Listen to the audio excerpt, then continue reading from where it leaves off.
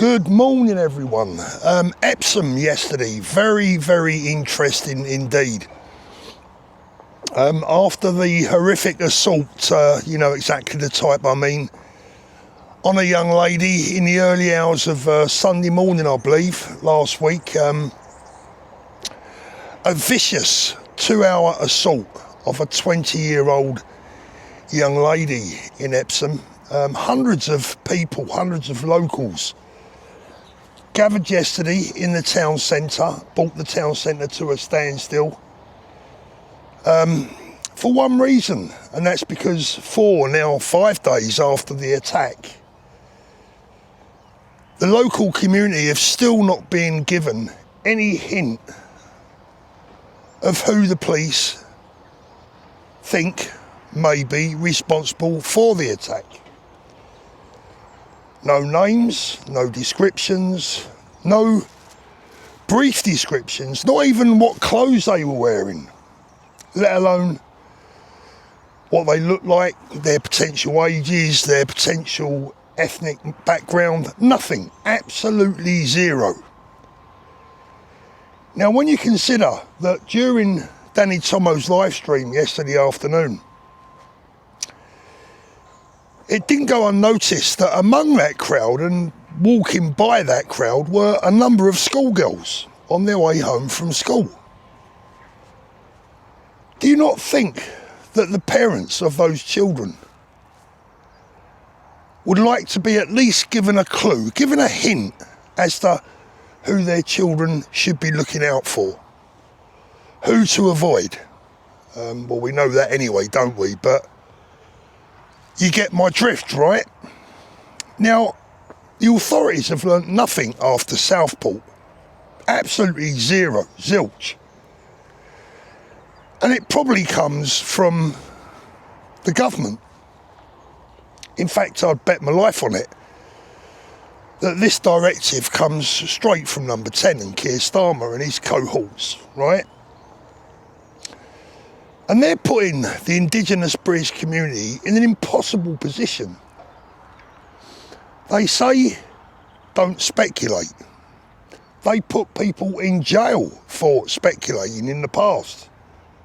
But if you don't tell the local community who to look out for and who potentially to be wary of, that is naturally going to lead to speculation. And the less the police tell us, the less the authorities explain what is going on to the local community, the more they're going to speculate. It's a self-fulfilling prophecy.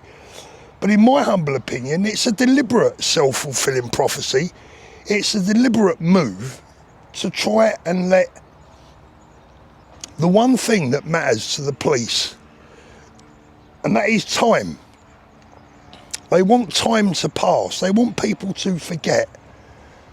They want this news to drift away into the background so that when eventually the names and the arrests are made, etc., well, then nobody's really surprised. Nobody's really that bothered anymore because there's plenty of other things gone on in between for them to put it to the back of their minds. That is the new tactic by many police forces these days.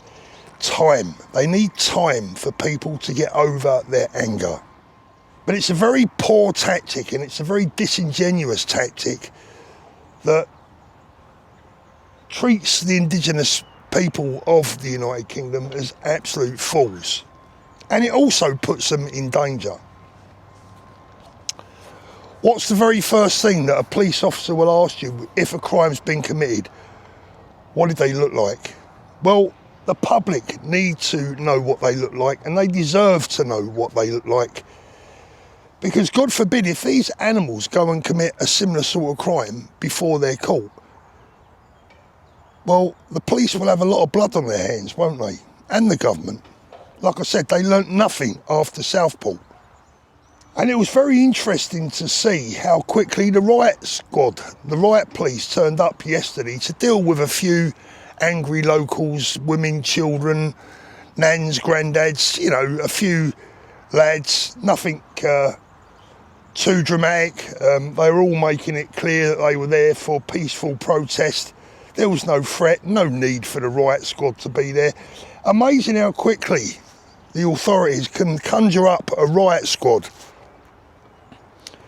when it's concerned mums and dads. Yet when it's hundreds of teenagers rioting and looting in places like Clapham, all they've got is a few local bobbies to stand by and watch them crack on with it. So the bottom line is this: if the authorities don't want people to speculate, and I agree that speculation can be dangerous, it can also be very wrong at times. It's inevitable when the police tell us less than zero. They're paying us lip service, and frankly, they're putting the safety of our children in danger.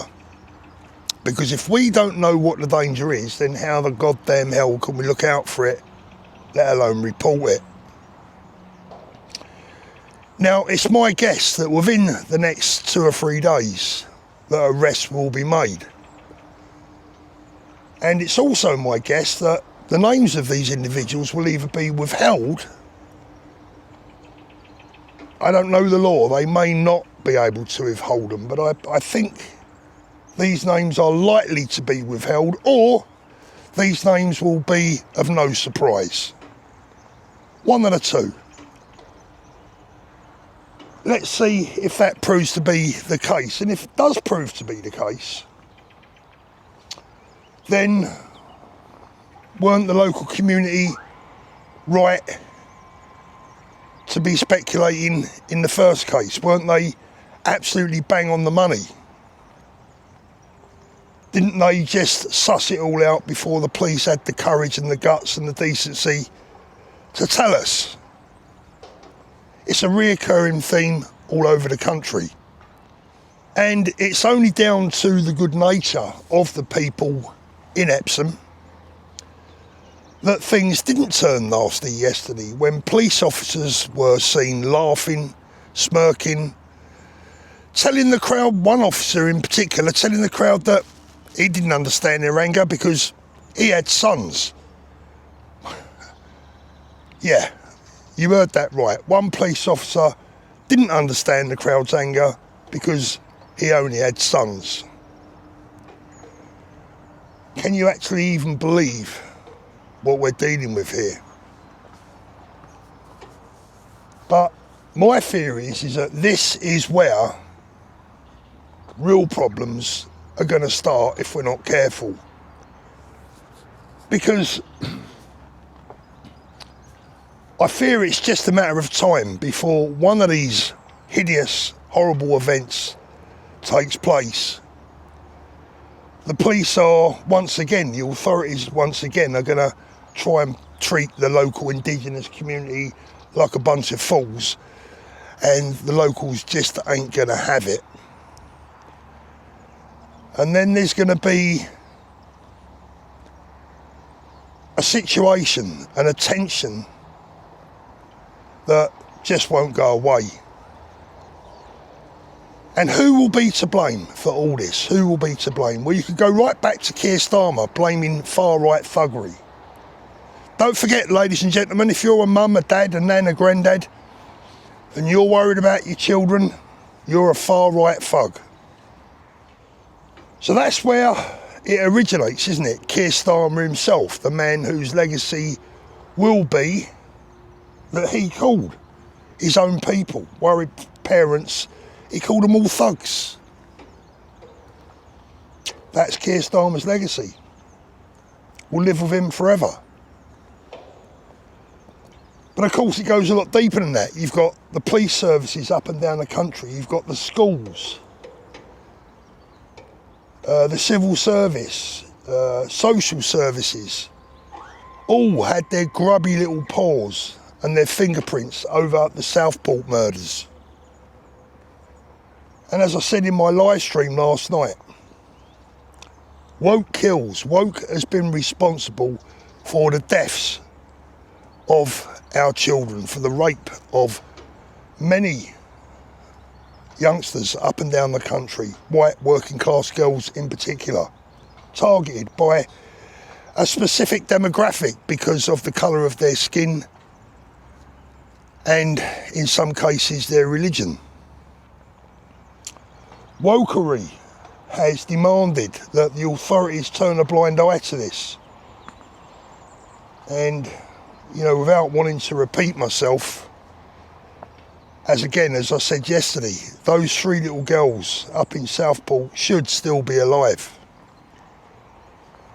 And every single person that played a role in trying to hide that monster's clear and present danger that he presented to the local community up there in Southport, every single person that tried to hide that danger, in my humble opinion, should be charged with a crime. Because they have those little girls' blood on their hands, and they will have those little girls' blood on their hands for the rest of their lives. They should still be alive. And the monster that committed that crime wasn't unveiled, wasn't revealed to the local community until it was all too late. And we've got the same situation now in Epsom. For God's sake, just tell us. Stop treating us like children. Stop treating us like idiots. If you don't want us to speculate, then stop the speculation. We all understand that when there's a criminal investigation going on, there are certain things that you don't want to say, you don't want to tell. I get that. We all know that. But we're talking just about a simple description of these people. We have the right to know.